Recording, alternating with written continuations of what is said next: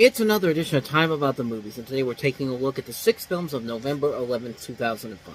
What do we have on the docket today? Well, we have a spin-off sequel, kind of, to Jumanji.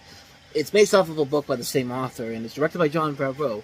But we also have, now I'm trying to remember what the next movie is. Come on, I can remember it. I'm gonna have to look, aren't I? Okay, now... I looked at the list already, and I thought I had it all in my head, but of course, no, not so much. But we have the first official Weinstein Company release with Clive Owen and Jennifer Aniston. We also have 50 Cent in his big screen debut. We also have... Man, I'm doing it again, aren't I? Jane Austen's Pride and Prejudice with Keira Knightley in it. Sarah Silverman has a stand-up comedy movie, and we have Richard Gere in an Oscar bait movie. I mean, there's no way to say it, but it is an Oscar bait movie. We'll eventually get to that one in just a little bit here. I'm already wasting your time with this intro. Like, I should know what the 6 movies are we're looking at here, but let's get right to it. Let's start off with the biggest new release of the weekend, and that is Zathura, A Space Adventure.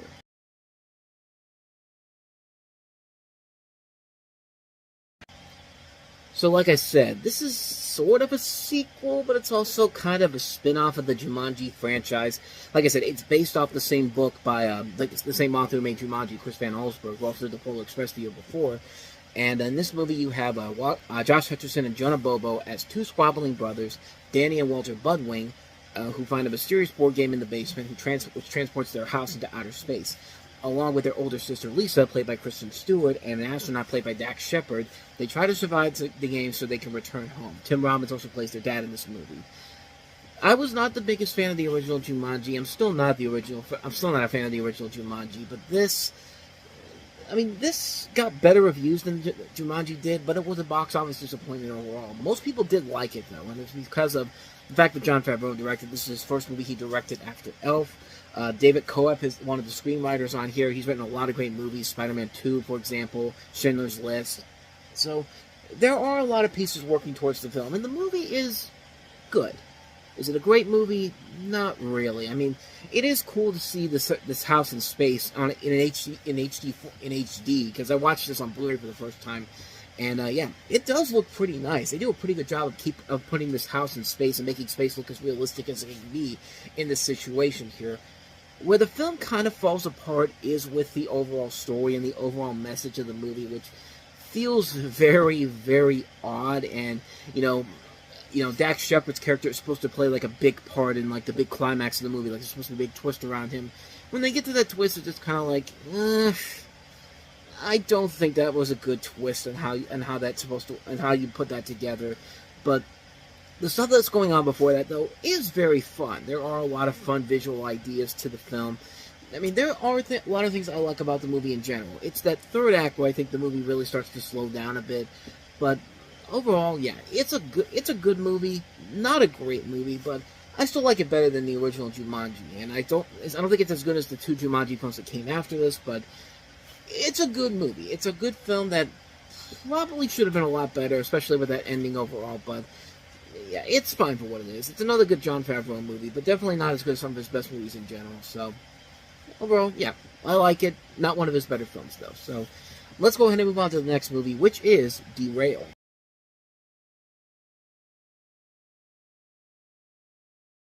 So, in this movie, you have Clive Owen and Jennifer Aniston, who are having an extramarital affair, and are assaulted and robbed by a man named Felipe LaRoche, played by Vincent Cassel, in a hotel room.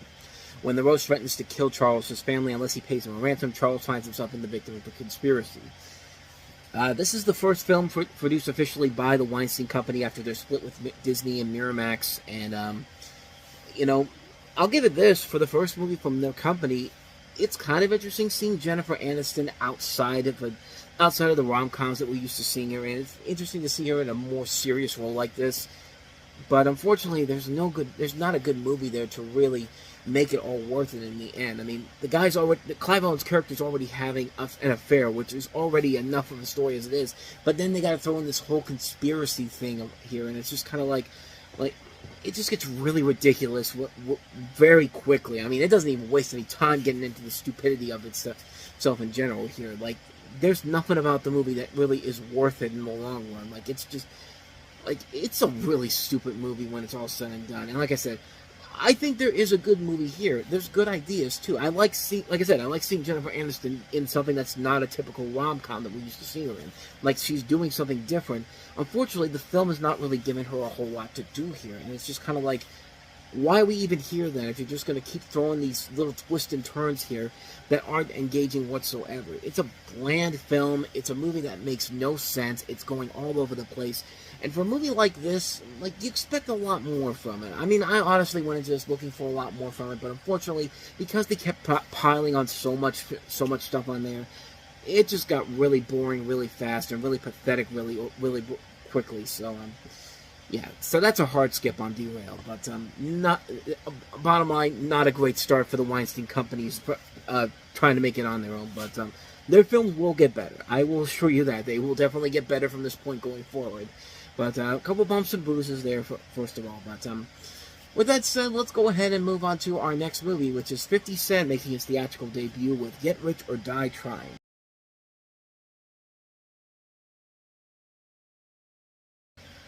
Okay, first of all, why are you releasing this on a Wednesday in the middle of November? I mean, like, are there really people that are going to go to the movie theaters on a Wednesday and Thursday to go see this movie when you could have just put this out in theaters on Friday? I mean, this is one of those weird things that I never understood when they put these movies on a Wednesday. Like, you put movies like this on a Wednesday, so if you put movies on a Wednesday because it's either a big blockbuster or you feel like you can make more money on them if you open it a couple days earlier. But there was no real demand for this movie to be put out on a Wednesday. You could have just put this out on a Friday, and it would have been fine. Second of all, I'm going to admit to something here. Back in the day when I did my review show for high school, I would make up some lies and say that, yeah, I saw a lot of movies that I didn't see. Not a lot, but some that I did reviews for, and this is definitely one of those ones where I stretched the truth a little bit here. I straight up lied, okay? I mean, yeah, I didn't see this movie when it first came out. I made a review up saying that I saw it, but you know, I didn't think anybody would really notice. And plus, I don't think that review's actually available anymore. I probably still have the script for it somewhere, but I did eventually see this movie not too long after it came out on video. So I did eventually see it, just not when it came out in theaters. So yeah, I kind of stretched the truth and basically lied on some of the movie reviews that I did back in the day. Not a lot of them, but a couple that I will bring up as we move along here. But let's get to the actual movie itself here. This is a film that contains autobiographical elements from 50 Cent's life following his character Marcus Greer, a drug dealer who turns away from his criminal life to pursue his passion of rap music. And the film shares the title of 50 Cent's 2003 album of the same name. This is essentially Paramount's answer to 8 Mile. I mean, it was literally used as a template for this particular film. And 8 Mile worked because you had a really good director in Curtis Hanson, and it showed that Eminem has a lot of potential as an actor in general. This almost gets it, almost works, but then it doesn't. Like, it's a movie that is off in a number of different places. I'll give it credit for this. 50 Cent, I think, can be a good actor. I think he shows it in this movie here. He's got a really good cast to work around with here. You got Terrence Howard, Joy Bryant, Bill Duke, Adwale Akinyi. I always get this name wrong. Adwale Akinyi Agbayi. I think I'm pronouncing that name right. But you got him, Omar Benson Miller, Viola Davis. There is a good cast to work with here. You got a really good director in Jim Sheridan, a good writer in Terrence Winter, who would later go on to create Boardwalk Empire, did work on The Sopranos, of course. But this is a movie that you could just feel that it's ripping off 8 Mile, and it's not even trying to hide it, and it really does hurt the film in the long run in general, because there are brief flashes of promise in here. The acting overall is good. The story is just basically a knockoff of 8 Mile. I mean, you could just tell this was Paramount's answer to make that movie again, and it just didn't work in the long run, and it's a shame, because the possibility was there for something good, but it just didn't really come together when this final product and overall. Like, I'm not going to say it's a bad movie, but it's definitely a missed opportunity on a number of different levels. The acting is good. The direction's fine for what it is. The script writing is decent, but you could just tell that they were just trying to knock off 8 Mile and not even trying to make it stand out on its own. And people, I think, easily saw it right away, because it was not a big hit when it came out. It made back its budget overall and did eventually gain the cult following, but nobody really remembers this movie except for just being a knockoff of 8 Mile, and not even a very good one. So, mixed bag review on that one, in my opinion, for a movie that I straight up lied to people about when I first saw. Is when this came out, and then I did eventually see it, and yeah, I'll admit now, I don't think it really would have made much of a difference if I saw it or not, because it's pretty much what I thought it was going to be when I first saw the trailers for it back in the day. I mean, could be good, but it probably won't be. So, let's get to some actual good movies here. Let's go ahead and move on to the next one we have here, and that is Pride and Prejudice.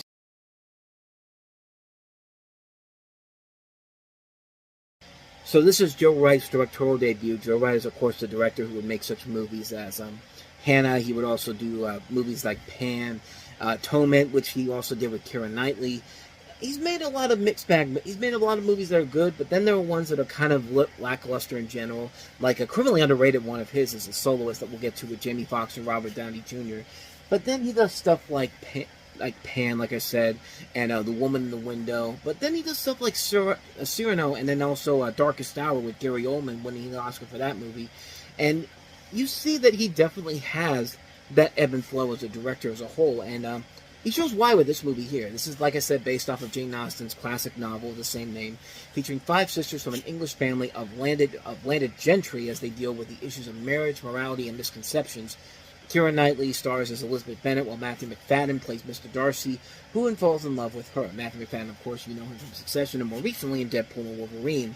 But as far as an adaptation of this movie goes, it's a really good adaptation, and it definitely shows Keira Knightley's strengths as an actress, and not just playing the same character from Pirates of the Caribbean. It does give her an opportunity to branch her character out in general, and it does a very good job of handling that role very well. It's a really solid film overall that does have a lot of great elements with the period piece setting. The music by Dario Malinelli is nicely done. Joe Wright's direction shows he's got a lot of potential as a director that we'll see later on down the road. It's a really, really good, well-made film. It's a film that is very entertaining. It does showcase a lot of great talent in the cast. It's a good adaptation of the story, and probably one of the better adaptations of the Jane Austen storyline in general. Yeah, not much more to say about this one, except it's a really damn good movie, and one definitely worth seeing. So, definitely check out Pride and Prejudice. So, with all that said, let's go ahead and move on to our next movie, which is the stand-up comedy film Sarah Silverman, Jesus is Magic.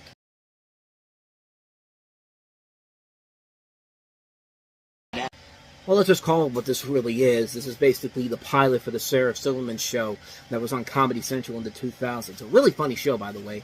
But as far as this movie goes, it's all right. This is a concert film consisting of 72 minutes of clips that Silverman did from her previous stand-up show of the same name, including flashbacks and comedic sketches. And you have her addressing a number of topical issues, including religion, AIDS, the Holocaust, race, sexism, political parties, people with disabilities, homeless people, dwarves.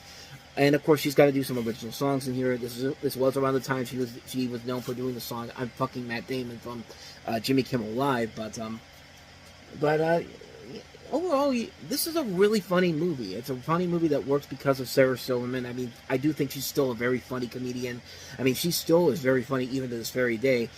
This is a good stand-up film. It's a movie that definitely showcases what stand-up comedy really used to be, and probably still is in general. But you don't usually get to see a movie like this that is not afraid to just go all out and be as offensive as you can, because the world has clearly changed in the 20 years since this movie came out. But this is still a really damn good movie, a really funny film that shows why Sarah Silverman is so funny. You know, Laura Silverman is also in here, Brian Posehn, Bob Odenkirk.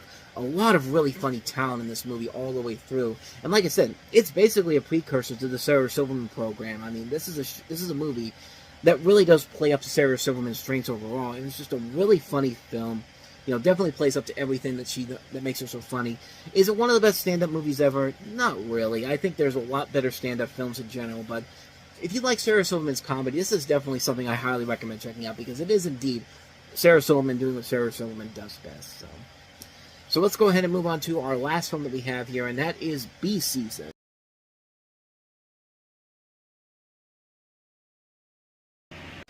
And the Oscar goes to... certainly not this movie, that's for sure. Why not even do that? But yeah, can you tell that that's a movie that's literally trying to go for some Oscars right there? I mean, good lord, like, that should pretty much give you an indication of how I feel about this movie. But you have a wife and mother, Miriam, who begins a downward emotional spiral as her husband, played by Richard Gere, avoids their collapsing marriage by immersing himself in his 11-year-old daughter's quest to become a spelling bee champion. Yeah. As much as this movie has a good heart to it, it's literally a movie that's trying to go for some Oscars and kind of failing miserably at it. I mean, this is about as schmaltzy and as generic and as bland as you can get. This is a really lousy film in general here, and it doesn't help that not but a few months later, a far superior movie will open up called Akiva and the Bee, which is a far better movie that comes out in April of the next year in 2006, which is a much better movie in general, and was largely forgotten when it came out, but has eventually gone on to have a following, and it did lead to the leading star of that movie, Keke Palmer, becoming the superstar that she would eventually become. But yeah, as far as this movie is concerned, it's a bad movie. I mean, it's literally the literal definition of Oscar bait. Like, you have scenes in that trailer there, that's literally like, it's like that scene where Richard Gere is like happy crying. It's just like, you could just tell that scene was meant to be like, please give us Oscars. I mean, all we want is Oscars. That's all we want from this movie. And yeah, you can't just earn Oscars like that. I mean, you can, but that just goes to show you the problems of the Academy Awards. But that's a whole other topic of discussion altogether that we will have on another day and time. But yeah, this is not a very good movie. Like I said, it's not a good film. It's a pretty bad movie. It's a lame movie. I really didn't like it a lot, so yeah, hard skip on B season, that's for sure. And so with all that said, we wrap up another edition of Time About the Movies. We'll head into pre-Thanksgiving weekend next week with 3 movies, most notably the biggest one being Harry Potter and the Goblet of Fire, the 4th installment of the Harry Potter series, the first one to open in November since the second film, The Chamber of Secrets. We'll take a look at that one. We'll take a look at Joaquin Phoenix and Reese Witherspoon in the Johnny Cash biopic Walk the Line from director James Mangold. And we also have Breakfast on Pluto from Neil Jordan starring Cillian Murphy in a very different role compared to his other 2 movies that he was in 2005. But we'll certainly delve into those movies all on the next episode. And that'll be up for tomorrow. But until then, thank you so much for watching. And if you want to see more videos like this, please hit the playlist on the next page, check out the previous episode, and also don't forget to hit the like, subscribe, and notification button so you can get updates on when we post new videos. We post here every day, and yeah, hit the like, subscribe, and notification button. And with all that said, I am off. I will see you guys next time, and until then, as always, take care.